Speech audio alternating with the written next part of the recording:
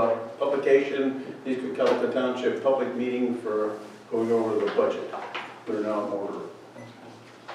Thank you, Mr. Chair. I will be going over basically this is a budget workshop discussion. It is not open to public discussion, but obviously the Board of Supervisors can discuss as much as you guys like from this meeting. But if anybody does actually show up to the public discussion will actually occur at a regular Board of Supervisors meeting that's not to be held today.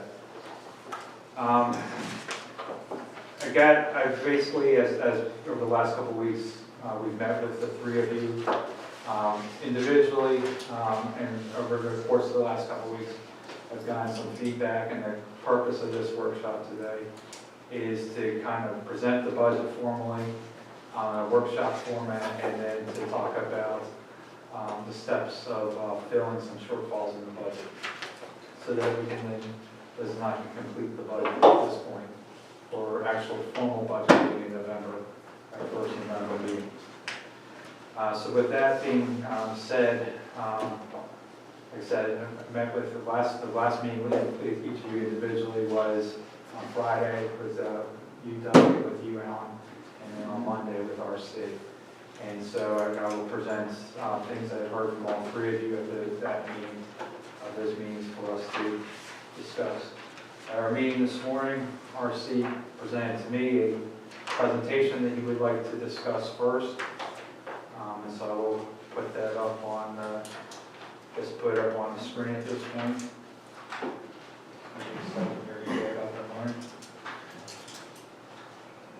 And then I'll turn it over to RC.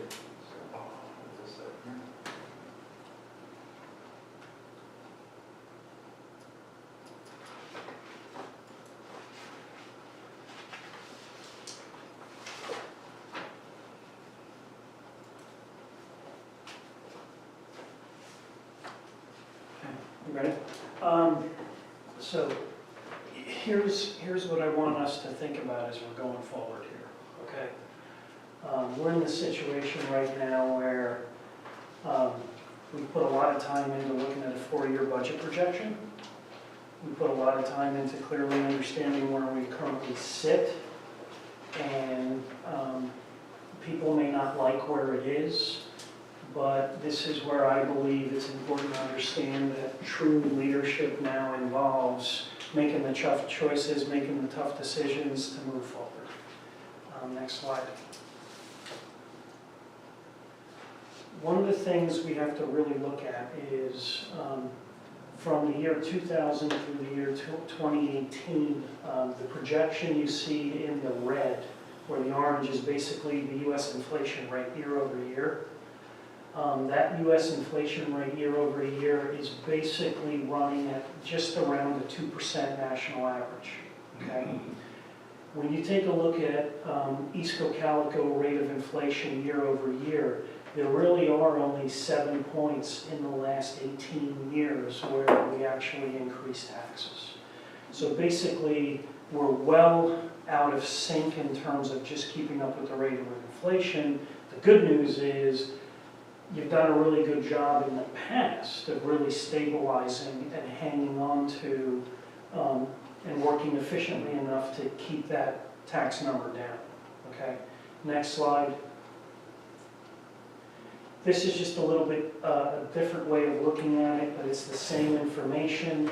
Again, identical information, different way of looking at it, but you can see basically the East Cocalico Township tax rate number. When you look at that over the last 18 years, fundamentally it's been pretty flat, okay, versus what the cost of doing business nationally has done and how it's gone up. Next slide. The way I look at it is there's really 5 key contributing factors as to why we're currently in the position that we're in, okay? Number 1 is really what I just mentioned.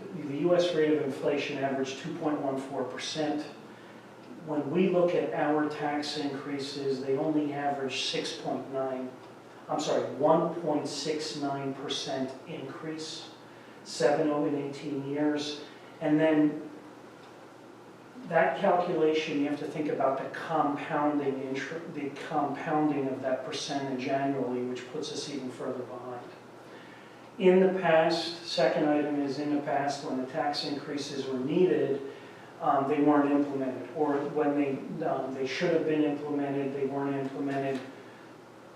Third one is, again, these are the top 5 contributing factors as to why we are where we are, is limited growth for various reasons, and no advantage taken during prior gross domestic product expansion, bottom line growth, when there was growth in the economy during that 18-year cycle, okay? The fourth item that contributed to where we are right now is loss of neighboring police departments. And then the fifth item, which is extremely, it's a real challenge for us, and we have no control over whatsoever, remains the 2019 to 2023 increase in EPA, DEP, stormwater compliance, the restrictions, and how much that's affecting us and going to continue to add to our burden going forward. Okay, next slide, please. So next steps. Tough decisions ahead.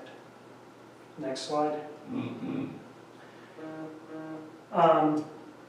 I believe right now, again, Alan Audrey said it best, leadership demands that we make tough choices, period. The positive that I see is we can really reestablish a firm footing for the future for East Cocalico if we all sacrifice a little bit via cost containment, right sizing, taxes, and growth. Those are the items we really should be focusing on. Okay? You done? Okay. Yep. So let's go through the budget.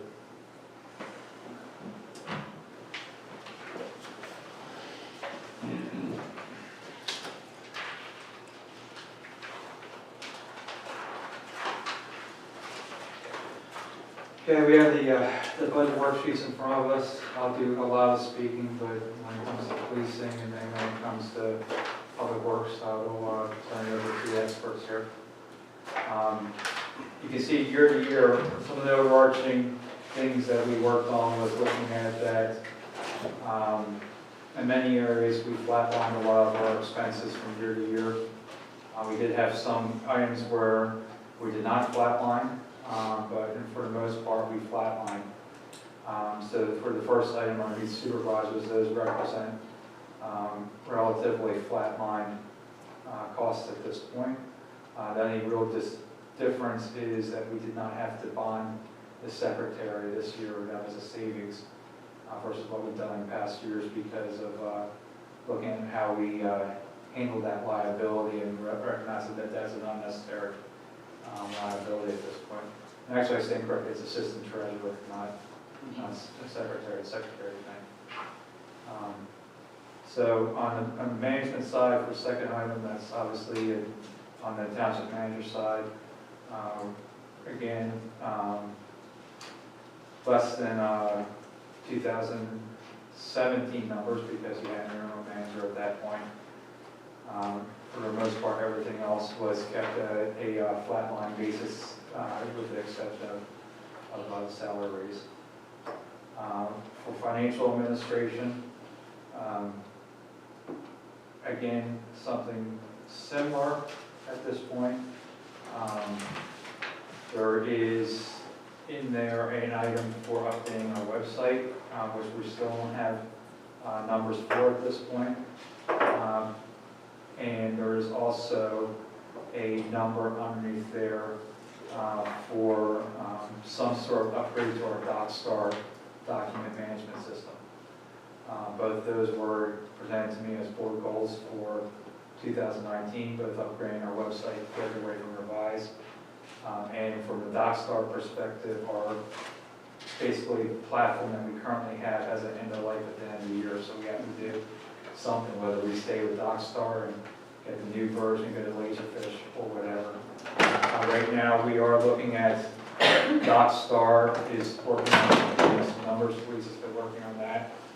And we've been working with a custom computer to possibly explore it as a document management system. So right now, that's a placeholder number, that could change. Actually, both of those could change if we get numbers in from that. We did approach Civic Plus, as I had emailed you in the past. If you look at East Hempfield's website, that kind of gives you an idea. If you don't like the way East Hempfield's website looks like, then you need to let me know if it's not getting done what you plan to do. But I had to give something to Civic Plus for them to model off of. And since East Hempfield is a Civic Plus client, I just gave them that to look at. So you just have to look at that and let me know if there's anything that you wish to change on there. Under tax collector, we have in here relatively the same commissioning numbers as before. We do have a capital purchase for a new computer and some software that goes along with it. We do have a wild card right now, not knowing yet what the tax collection software will be. So that will change between now and November's official budget when that gets rolled out. So that is another item right now that is unknown at this time. So that we know that there will be an expense that goes with it. So we have sat in with some calls with Nemrick, with the tax collector, with Liz and myself. And Nemrick has what they need from us.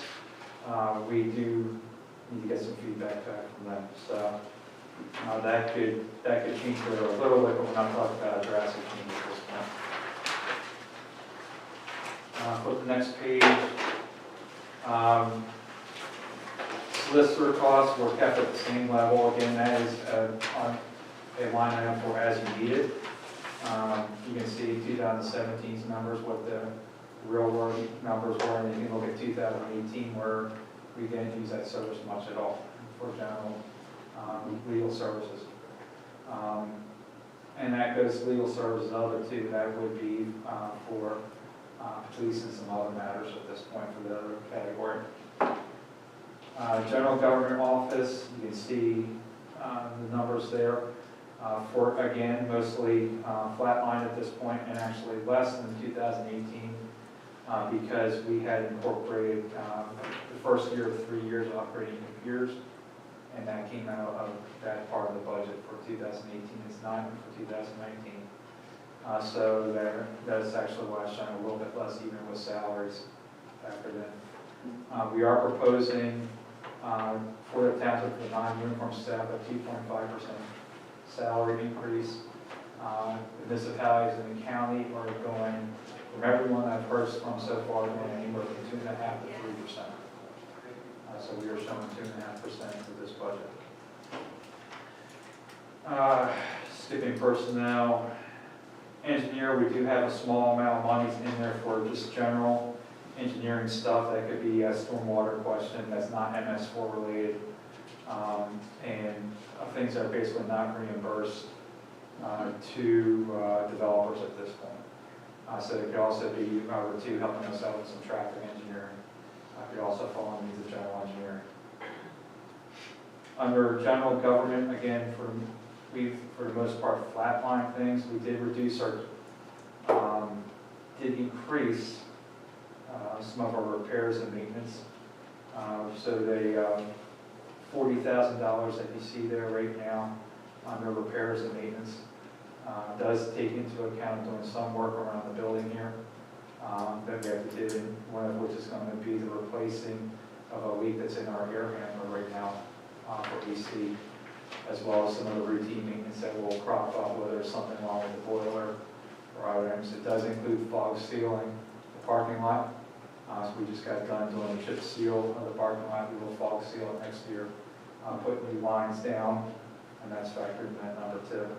It also includes about $3,500 to put insulation in the ceiling tiles above the building so that we can reduce our electrical costs long term.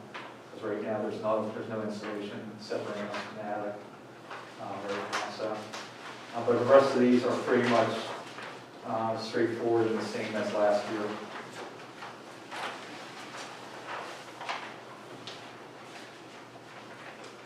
With that, we roll into police. Thank you. Just figured it out, and this is using this year's projected MMO added on to 2018 budget. And then comparing it to what the numbers I worked up, and the police budget would go up 2.06%. That's with salary increases, health insurance increases, and the other insurances. So what I did was realize that we are in a situation where it's not sustainable to go with the projection or the wish list for the next couple of years. So I made some adjustments from my original thoughts on the budget, and like Scott said, we pretty much flatline things. I do very much appreciate all Liz's help with all this, because it was tremendous.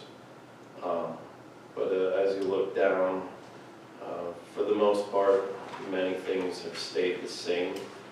Chief, I'm sorry, can you back up 1 second? What was the number then again, the increase overall? Well, I used this year's MMO with last year's numbers, That's fine, but it's about a 2.19%. okay, thank you. A couple of things that I did increase slightly. One of the things is the account, if I can find it,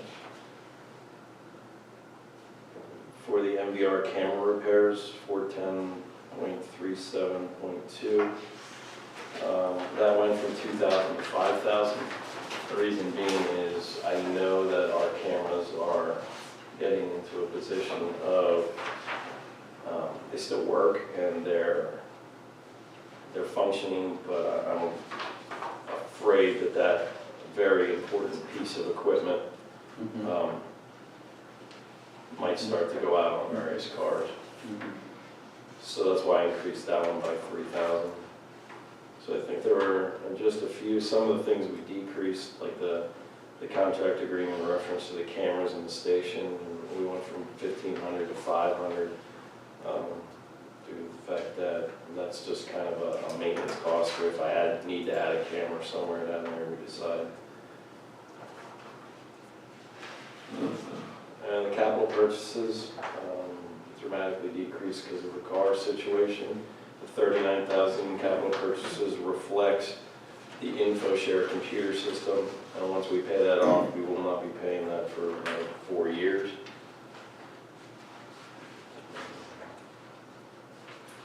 Does anyone have any questions in reference to? Yeah, I do. Let me ask you this. You're cutting back on the cars, okay? How comfortable are you with the end-of-life situation on where those units are? I look at it two different ways. If it's necessary for us to go with the things, the only thing is with the implementation of a school resource officer, what my plan is to use the unmarked SUV. We're going to stripe it like the new car we did, because then it's identifiable if it's at the schools. And we are going to use that strictly for the school resource officer because it's getting close to end of life. But the SRO wouldn't put that many miles in. It would be depending on where that person, resides. Either possibly, if they're closer to the schools than not, taking that car home with them could potentially save miles than having to drive all the way to the station. Or if they're going to be coming past the station, they would pick the car up on their way to work, just like before. So that one is going to be going out one way or the other. When I say going out, we're either going to get rid of it or we're going to use it for the SRO. I mean, we can continue to use it for other things, but I think it's very important to have that in that position. So with that said, well, yes, we could make it work, sitting here saying it, and we will if that's what's needed. But again, like I presented at the one supervisors meeting, we have an option right now with the way Whitmore has priced their cars through the state contract of purchasing cars. They're 2018s, but they would be 2017 contract prices because that's when they settle on the deal with the state pricing. So yes, to purchase 2 new cars from them now, we would definitely I would be very confident, unless something catastrophic happens, which you never know. I would be confident to say that we would be good for 4 years going out without purchasing a car. Again, we do put less miles on the cars. So, I was wondering if there's money left over in this year's budget that we purchase a car with that. A couple of things that I've been pondering and thinking about to look at. If it's necessary, we will make do, because that's what we will do. If it's possible and there is a way to make it happen, it would be beneficial to us, but I'm not looking to say that we're the most important thing and we need to get everything we always ask for in this township. You know roughly the mileages on the cars. You said that one you're gonna make for the SR is about 140? I think it's getting close to there, it's not there yet. The car 5, which is another SUV, has the new engine in it, or engine from last year, the new engine that was put in it. So, again, these things are used, this is the mobile office for the officers, and there's no denying it. They stop somewhere, grab a snack, or bring a snack from home, they're, drinking coffee in there, they're drinking soda. They're used hard, and if you look inside a car 5 now, it shows it. One of the things I was actually thinking about doing for that car, just to make it, bring it back up to where I'd like it to be, is maybe just getting the 2 seats for it bolstered. It would help. That one, so you can't really go off the mileage on that one because of the new engine. I should have brought the list with me, I apologize. Were you a Crown Vicky too, or using it? I'm sorry? Was a Crown Victoria down there? That we're definitely getting rid of, because it's not, in my opinion, it shouldn't be out on the road. It's not safe. Well, it's safe enough, but it's not safe for the potential of something going on. If Sergeant Proden, for the most part, uses that car when he's working, do follow-ups and that kind of thing. But there's always that chance of the pursuit or anything where he would have to change his driving, and I don't like that being on the road. A couple of the other cars, car 2 is relatively new, car 9, you're talking, I think, getting close to 90,000. Again, not used as hard as it has in the past. Car 4 is a relatively new SUV. So we're kind of, some are newer and some are, replaced engines. But I realize that keeping, one way or another, keeping that capital purchase, which is always our usually big ticket item besides health insurance, besides salaries, keeping that capital purchases item low for the next 3 to 4 years will tremendously help in many areas. So, Thank you.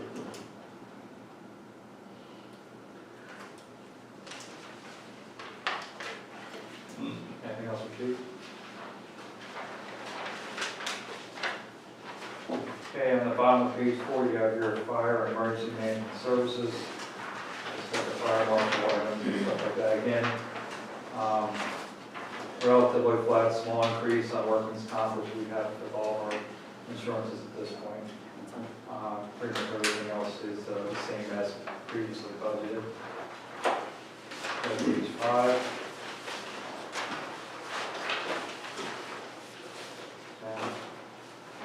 We have our fire company donations and hazmat team donations. Foreign fire, is that an approximate number, Liz, or is that? No, it's about right. Okay. So you can see what came in for 2018 and what we're showing for 2019 is relatively a flat line from year to year, which is represents less than what we got in 2017. That's subject to the taxes on the insurances that come in and how much the state distributes out to the fire companies. So you can see the total there. Now for Reamstown EMS, we know that there's going to be some sort of change that's going to occur there. We don't know what the change is at this point, other than what has already been reported, which is that they would stop providing ambulance service at the end of the year. Yeah, I think we originally budgeted 25,000 for that number, All right. but that number has to go I believe that number has to go back to 96,000 because there's some discussions going on in public behind the scenes that have put, I believe, we don't know the impact yet, but they could have put 6 months worth of discussions, put them back to phase number 1 right now. Why is that? I know the reason, I want you to say it out loud, since we're being recorded.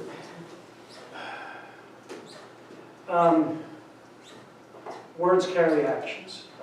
Words carry actions, and words carry a lot of weight. And there's discussions that were held in public with, you know as well as I do, that there are members of the community that are key decision makers, they're key influencers, okay? These key decision makers and influencers, when they say things out in public, and they're guessing as to what they're saying, and they don't truly understand the amount of negotiations that are going on behind the scenes, when those items are brought up, they do have negative impacts on the discussions that are occurring behind the scenes. And I didn't want to put you on the spot. Yeah. You're the one that brought it up, and you know what's going on, so. Yeah, that's what, so that's why, This isn't. no, that's fine, Mark. RC, you know. Yeah, no, that's fine, because it has jeopardized 6 months, almost 9 months worth of work. Right. So we don't know, the reason I need that number back in there is my confidence level right now is very unsure, whereas my confidence level a month and a half ago was very confident in bringing that number down to 25,000. And I don't disagree with you, I don't want to hold up the parade here, but I would like to see what the numbers are at the end of the day, and if it's too high, I'm gonna vote to pull it out. They're gonna have to figure it out themselves, I'm sorry. Yeah, that's a fair I comment. mean, that's, And I just thought being fiduciarily responsible right now, based on discussions that were held out in the public with these key influencers, I do believe there's damage done where I have to put that number back in there. Okay, is that fair? But that 96 is for a whole year, right? That's for a whole year, because I don't know how much damage was done and can we recover. Well, I mean, one way to look at it, or the boards look at it, is they can go, they're more than likely, without additional funding, they're gonna go away. We are legally required to provide BLS services to the township right now. What that's gonna look like, we don't know what this WellSpan meeting in a couple of weeks is gonna be talking about. We also have to have potential seed money to talk to some other ambulance company about taking over here. We might have to encourage a regional ambulance company to move into the area, and that means they would be leapfrogging a lot of territory to get all the way up to here. And so there's all those has potential cost drivers right now that are absolutely unknown at this point. And given how late the big picture meeting with WellSpan is, with it not occurring until November, is really putting us in a pinch where we might have to just make Reamstown whole for a couple of months to buy some time too. So I'm just throwing it out there, it's just all things to consider.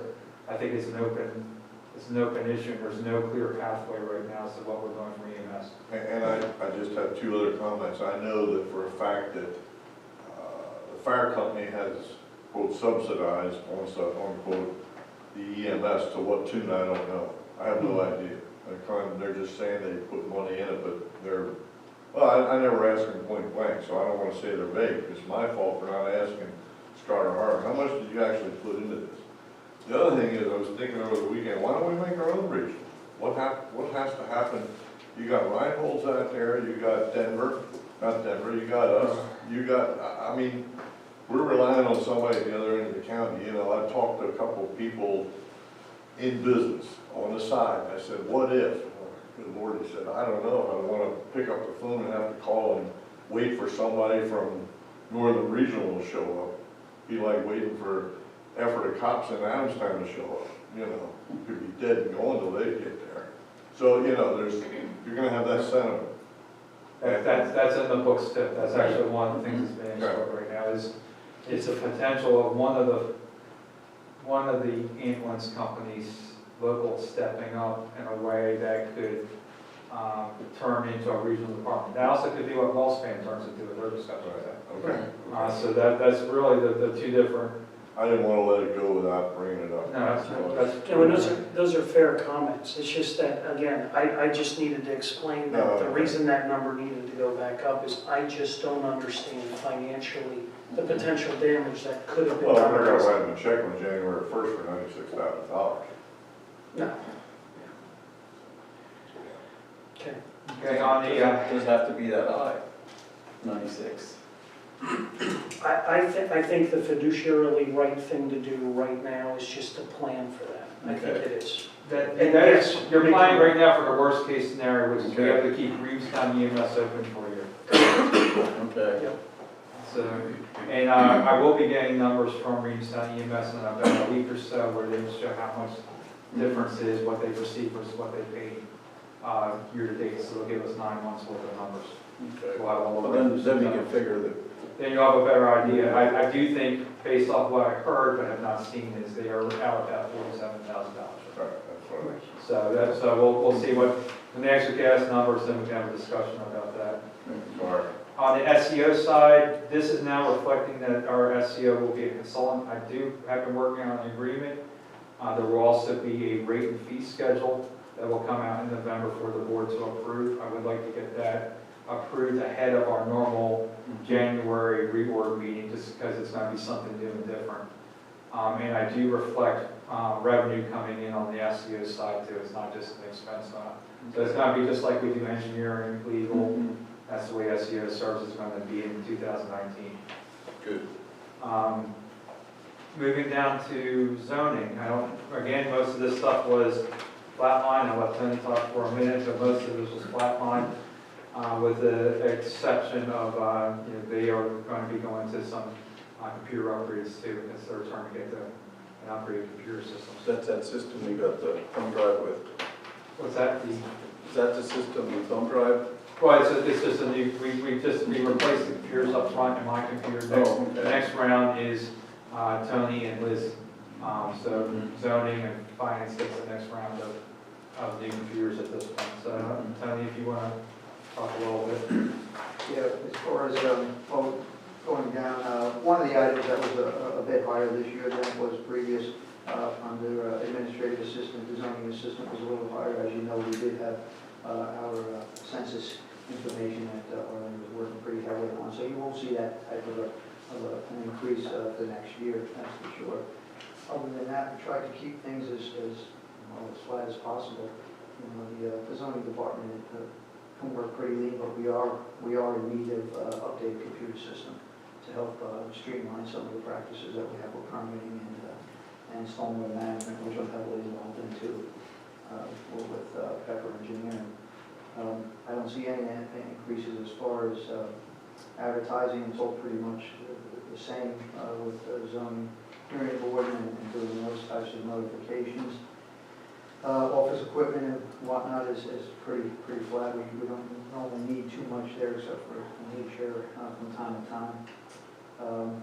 As far as any seminars and conference training, last year I was another year every 3 years to get reevaluated for my BCO. That has taken place, so we won't see much in that way of costs and expenses, which is pretty minimal. Other than that, I don't have too much more to speak of. Any new ads that were not a flat line were, we did budget an additional $25,000 for updating zoning and subdivision land development warrants, just do text amendments. If we were to do a brand new from scratch zoning and ordinance and a brand new from scratch subdivision land development warrants, it would be tenfold, $250,000 budget.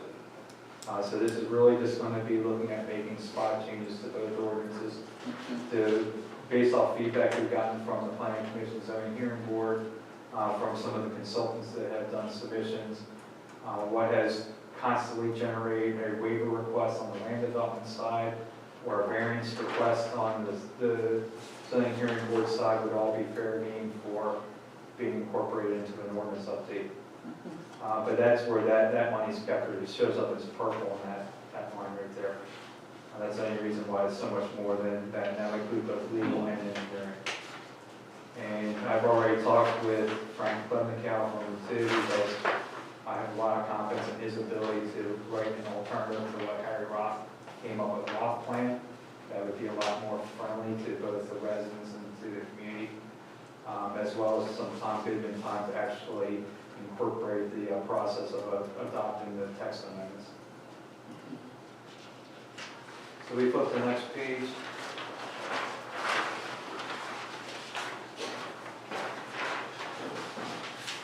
You've got public safety, you've got Scott Aki's numbers there, if the EOC is actually activated, it has not been. And then you have communications, which right now that is the, what is it, the ZPAC, what are those things called, Liz? Yeah, you're right. ZPAC's a medicine, See, but right, it's a Oh, breathing jeez. thing, what is it? Come on. I can't think of Hey, I'm it. talking to you. Oh, my gosh. What is it? You bought them for the fire company, you got them, no, you didn't buy them. Jetpacks. Jetpack, yeah, So jetpack. that's those numbers right there for the communications. Jetpack. Brain dead. Z-packs. That's close. It's a pack. Okay, under recycling and woody waste, I have budgeted $12,000 for next year for woody waste, which would include the cost of installing the gate system. I must admit that that's a complete wild guess as to what the cost will be. But on the same time token, there's also a small amount of revenue that will show on the other side of the revenue. If we generate nothing, then we're looking at about $6,000, $7,000 of cost to implement the system. If nobody uses it, then we're not mulching waste, which means we're not getting revenue in, but we've also eliminated a long-term cost. I would imagine that people will use it. I don't know how much of it is actually resident versus non-resident. It's just a complete guess right now that over half that pile is non-resident and business related, but that is without any backing to back that number up. But you know, the more it gets used, the more revenue comes in. The less it gets used, the less expense we have going out. So it works out in the way we look at this point. But that would control the cost. The estimated 12-month extension, probably because the way Liz sets this up is it just basically prorates it to the end of the year. You can see the pile out there that needs to be mulched. And that pile out there will probably represent about $8,000 cost to mulch it. So we're probably at $14,000, $15,000, and then there'll probably be one final mulching before the end of the year too. So we're talking about, we know that Martin's quadrupled their costs last year from what we had year to year. Having it closed during the summer for 6 weeks did actually help the cause a little bit. When we reopened it, that pile grew really quick as people had waited for it to reopen. Some of the reason, because everything's in there besides wood. That's why the cost went up. It is, in terms of Martin, yeah, Yeah, because it's a Martin. very bad product for them to recycle. I disagree on that. The first time we had Morton's was the same thing. They came in almost flat, nothing. Next year, the price went up. The next year it jumped, and that's when we jumped to Zager. And we had to pay for Zager's fuel. Morton's, here again, Morton said, don't have any hat, we'll do it for this price. Well, here we are, the second and third years, the prices are going up. And we can't I use don't it. think it's strictly because what's in the pile, because that all gets delivered up to their property too, if you're up there. It's there. That's been a pattern in the past. Yeah, their pricing has been a pattern. In Ziegler, we can't get. No, because they can't go out of county with that person. So we're putting the process to control the cost long-term there. And it's quite frankly, it's a complete swag right now as to what it's going to be cost out and revenue in, but it's our best guess without having anything to back up the numbers right now. Highway Department. Chris, why don't you just run with this at this point? Okay, And I'll call it on Steve. thank you. The first one I want to point out is 430.22.5, uniform expense, shoes, and clothing.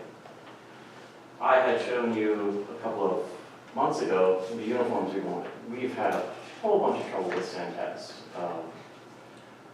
They're making up numbers as they go on this billing. So we had coats to which we were paying weekly on a winter coat, to which I asked, why are we paying for this? Well, we didn't take that off your price. Disappeared. What happened is we changed our uniforms, to which they came at us with a bill for $1,300 for damaged clothing. Now, a lot of that clothing, mine was only 1 year old. There wasn't damage to show $1,300 worth of a bill. So what I did was I ran it to them, and instead of paying $6,700, I think it was, for clothing, I think I got the bill down to about $2,600 a year. Basically, I would skip the coats. They just took them off. There are coats. So if we get them dirty, we can't give them the Syntax or they'll never come back. Basically, the only thing they're going to launder for us are our pants. We've all been buying our shirts out of our own pockets. I'm asking that the board be willing to give us a uniform allowance so we can continue to buy our own shirts and launder them ourselves. I don't want to go away from Syntax now because actually our pants are guaranteed. So if we get a hole in the pants now, they change them with no upcharge. That was the one thing that happened when Kenny was still here, and I also talked to Larry. We did have that contract at one time where any of our clothing was damaged, it was replaced for no cost. And the salesman came along, and Kenny and Larry both remember that salesman saying, you can't have this anymore. But then when I got in this argument with the guy who goes, well, you dropped this. No, we didn't drop this. You took this from us. Now you're saying it's there. So they said, they'll give that back to us. So now our pants are insured. We rip them, they replace them. But we're asking that the board possibly come up with a number, give us, to supply us for our shirts. I roamed around a few places. $32 for a shirt was the most expensive shirt, and that would be a long sleeved. Basically, to supply the whole road crew with a long sleeve shirt, 10 shirts, would cost roughly $1,600. Okay, so that's the 2,000 you have in here. Yes, we would basically pick up shirts and then going forward, it wouldn't be as much of an expense, but it would be more replace shirts then. Yeah, And that's it's what basically makes taking sense. Syntax out of the picture Right. at this point for that part. As for our road work, we're pushing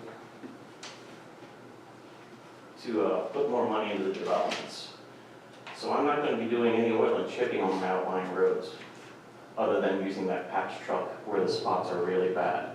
Instead of going down the road, say you have a quarter of a mile where the road is in decent shape, and then another part of it where it's bad, well, if we oil and chip, that would continue from one end of the road to the other. We're going to skip that. We're going to go with this patch truck, do more of the damaged areas, try and maintain our damaged areas to get the developments back in shape. We did a second round of the patch truck 3 weeks ago. I did more of the developments of some of our bad outlying roads. We actually got a little bit of free oil. And at the end of September is when AMS switches oil brands for their patch truck. And he basically had 2,000 gallons worth of oil that he was going to dump in his yard unless we wanted to take it. To which I already had ordered 4,000, so I said, I'll take the extra too. So yeah, I'm thinking of, Scott likes to do the spring, I want to do the fall again, because I'll make that phone call in September, hey, I need some patching, and maybe we can look out, and he's got a tanker full of oil he needs to get rid of again. It's basically costing us the rental of the truck and the stone. We are going to pave. And that patching too, now we've only got one official complaint since we've done that. So we've now done it in multiple developments. We've got one complaint in Old Homestead about us chip seal patching the roadway there, that we were just destroying people's cars. I did point out to that person that we had done that in Quail Hollow without a single complaint. And we did much more extensively in Quail Hollow than what we did in Old Homestead, but we did get one complaint. But given how much material we put down, how many residential streets, and we're batting only one complaint from a resident, I mean, most of them, when we explain what we're doing and why we're doing it, they're very acceptable to it. They know that Old Homestead's not getting paid either year 2 or year 3 of this. Obviously, we're doing Quail Hollow next year. We did a lot more patching with that roadway. We've been in Rose Hill and been doing work in there. We've explained to residents why we're doing work there. As we're doing these pavement condition surveys, which we got about a third of the residential development streets done now, we will have it all done probably by the end of November, once we get back to actually going for drives, because right now the guys are working on storm drainage and roadways. But once you get that done, the next step is going to be to basically do a 5 to 6 year plan for our residential streets. One of the numbers to keep in mind when we talk about the projects for next year, which we're not going to get into that detail today, but when we get into the roadway projects themselves, we're going to be exceeding our liquid fuel payment by about $200,000. Now, we had over $500,000 sitting in the liquid fuel account roughly, in addition to the payment we're going to receive. So we drew down a substantial amount for this next year's paving of just on residential streets in these developments. Every year, we're going to be spending for the next 5 to 6 years, probably about $200,000 more than what we get from liquid fuels. So for the next couple of years, we'll be able to make that difference up with the liquid fuels account until we get that down to zero, which is then it'll become money in, money out. Whatever we receive from the state immediately goes back out into the roads. And then we're going to have a delta, and that delta I'm anticipating is roughly going to be about $200,000 per year to continue. 4 years, that would be years 4, 5, and 6. So we're in year 1 next year, and then year 2, year 3, we'll drain the liquid fuels account down to zero. And then 4, 5, 6, we're going to be looking at other ways to do road projects. We do have roughly about $800,000, correct me if I'm wrong on that, $800,000 in capital reserve right now. That's not I think it's close. dedicated, Right. that's not dedicated to either UGI's gas project or the monies that developers have contributed every year for signal projects. Or those are two of our funds that in our capital reserve really can't be touched because they're really earmarked for a specific use. But the rest of that money is available. Obviously, we don't want to drain capital reserve down to zero, but I would be looking at using some of the capital reserve monies to spend in our residential developments, because right now the roads are just starting to turn. And as Chris and I have been looking at these roads, and Chris knows this too, once a road turns, where it gets past the point where you can just put an overlay down on it, it gets much more expensive now to do the maintenance. So the goal is to try and hit as many of these roads in this 5 to 6 year plan before they turn. We might defer 1 or 2 of our residential developments for a road that's already turned to it's going to be done in years 11, 12, and 13. So the cycle is going to be for these next 5 to 6 years with on residential streets. Then we hop back on our oil and chips that now have gone 10 years between the oil and chips. We knock those oil chips up, then in the next 5 years, we go back into another 5-year period of time, round 2, working on our residential developments. So the goal right now is to hit the streets that have not turned in particular during this first round of the 5 years to buy time. As we put an overlay down the road, like we bought 15 to 20 years on that development. So we're going to be, some residents will complain through this process because there will be streets that are worse than the ones we're working on that are not going to get the same attention as these streets that we're working on right now. But that is a calculated decision from controlling costs at this point. So it's definitely a trade-off. Now we did, what was it, Connie and Frederick were 2 very bad ones. Also they were deplorable. I mean, there was a lot of patching that we did prior to bringing the patch truck in. But to try and keep it together for 2 years, that's what we did. We basically ripped up Connie and patched it, and then we brought the patch truck in. What's troubling with Connie is there's no curb rebuild. So that one there is going to take some money, because you're going to have decisions to make. Do you make the homeowners replace the curb? Do you get rid of the curb and us put storm drainage in somehow to try and alleviate the problem, because that's a very old development. So that one is, we put a pretty good Band-Aid on it. We did the guys did a great job with the patching, and the patch truck fixed it, and the residents were happy. They don't have potholes and everything else throughout the road. Two of them that you probably will have the complaints on. One is Cardinal. That road's beyond repair, right past Nancy Hammond's office. And the other one is Linda Drive, which is over in Meadowbrook. Those two there, they're beyond our scope. Those are gonna deteriorate. So if you have any friends that start complaining to you, you can explain them. Yes, What's gonna happen. I wanted to take a pause and go over the paving program, because this has, as we start looking at long-term costs, this is absolutely critical right now that we get the streets that have not completely turned yet. So that's Rose Hill, that is Old Homestead. Old Homestead, I'm actually surprised. We pulled plans the other day for Old Homestead, and I'm absolutely surprised they said it has good condition as it is right now with what pavement they put down there. This pavement that they put down there predates the paving standard that we use for Quail Hollow and Morganshire. And you know the problems we have with both those developments with that paving section. This was a thinner, smaller paving section than that. So it's basically 3.5 inches of blacktop over 6 inches of stone is the entire development. And for it to look like that for 1980s paving and to still be in that kind of condition is absolutely amazing.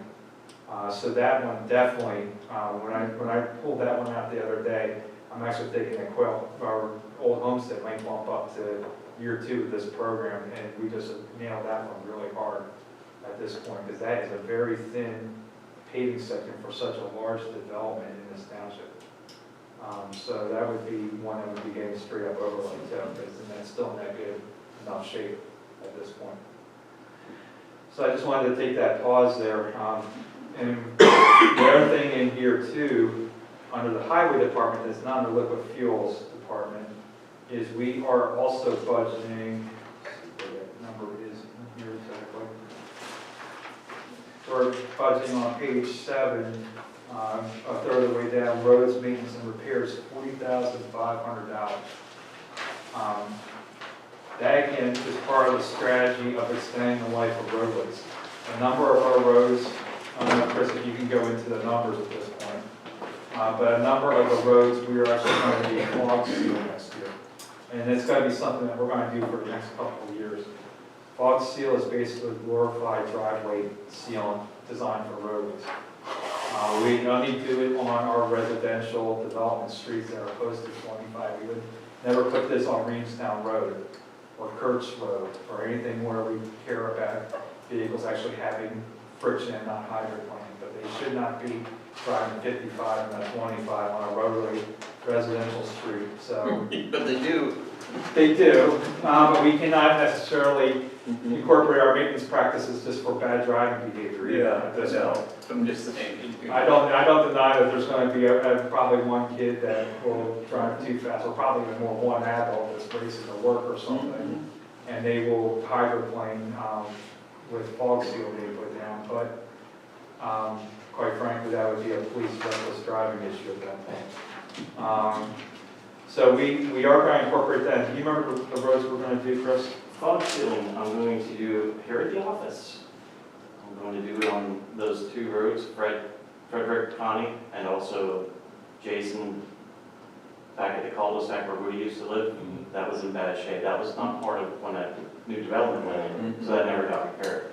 Those will be fog sealed. Hillside Acres will be fog sealed. Rose Hill development will be fog sealed. Hickory development will be fog sealed.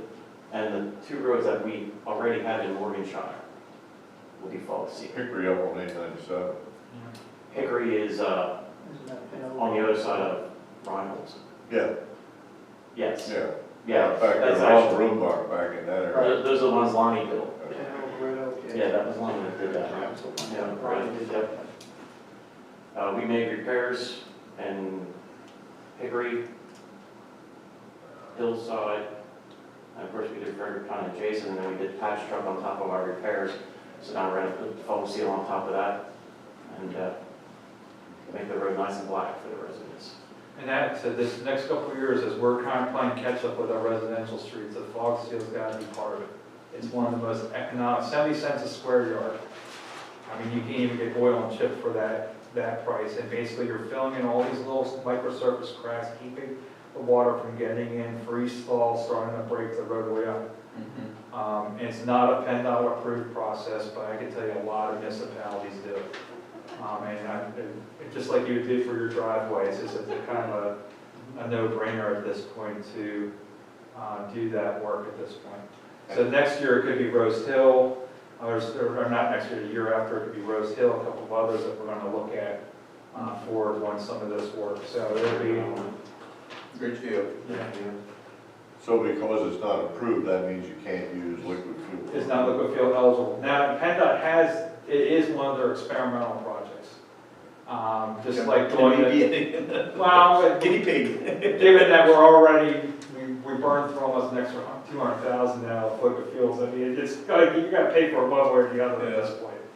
So, but right now, just keeping it clean with PennDOT and that it's not, we're not proposing liquid fuels, we're not gonna go through that experimental project. There's additional testing and stuff that we have to do that just doesn't make it worth that, going an extra step at this point. And it's not a huge line item in the budget, but I think it's, again, it's a necessary one to extend the life of the roadways. You want to talk equipment real quick? I can. Purchase items I have that I would like to have on the budget. We have a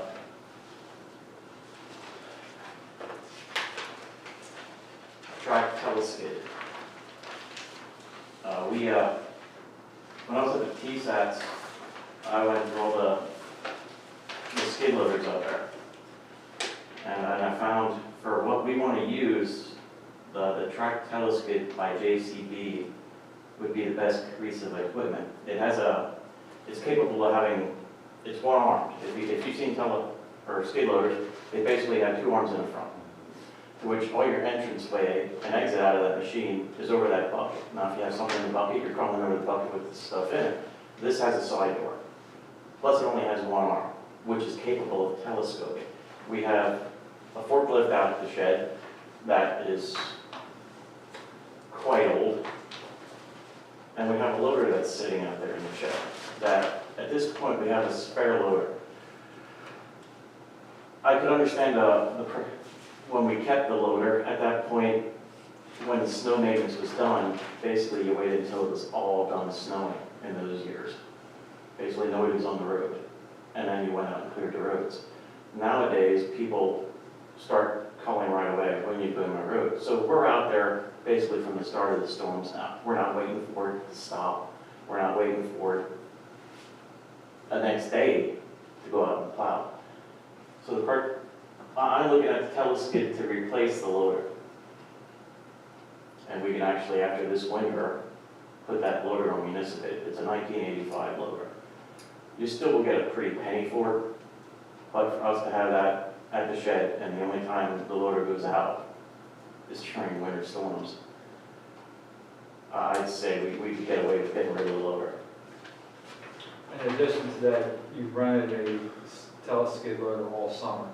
Yes. So it's not, this is actually a piece of equipment that is probably our most utilized piece of equipment on the road crew for summer work, whether it's cutting in swales, doing trails, doing maintenance, and you're also getting a mill head for it, right? We have 4 attachments that'll come with it. It'll come with this bucket, it'll come with forks, we're getting a mill head, and we're getting what they call a pickup broom.